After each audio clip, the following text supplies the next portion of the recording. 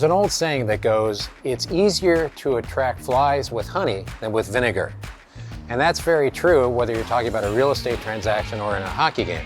In a prior life, I actually was a practicing attorney, and I had to use a very adversarial tone in my work because I was a litigator. Well, frankly, I wasn't really comfortable using that kind of a style. So I found that a more constructive, more consensus-building approach suited me.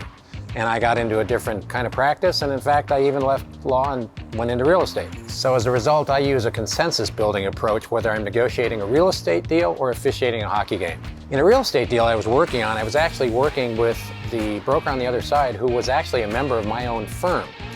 We were getting to a very heated portion of the negotiations, and at one point I was away from the office, sitting in my car waiting for an appointment.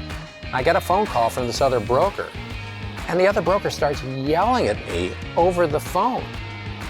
I told him, I said, look, let's stop now. I'm going to hang up the phone and let's calm down and talk about this tomorrow when everybody is a little calmer. And I did. He wasn't happy at the time, but the next day he actually thanked me for taking that approach because it allowed us to kind of calm down the situation, get the heat and the temperature down, and continue negotiating the deal in a constructive manner. In a hockey game, I had to penalize a young player for a minor penalty. 2 minutes, he'd be off the ice. And on his way to the penalty bench, he starts mouthing off at me. So I gave him another 2-minute penalty for unsportsmanlike conduct.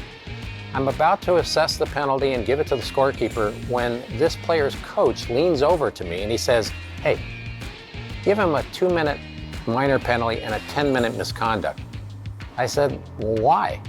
He said, well, this player is kind of a pain and he really needs to learn a lesson. I want him to sit in that box for a good 12 minutes and maybe learn that he should behave a little better in the game. Well, okay, I said, happy to comply. It turns out that I made a friend with that coach, like I did as making the friend of my fellow broker. So the moral to the story is you just can't underestimate the value of making friends, not enemies.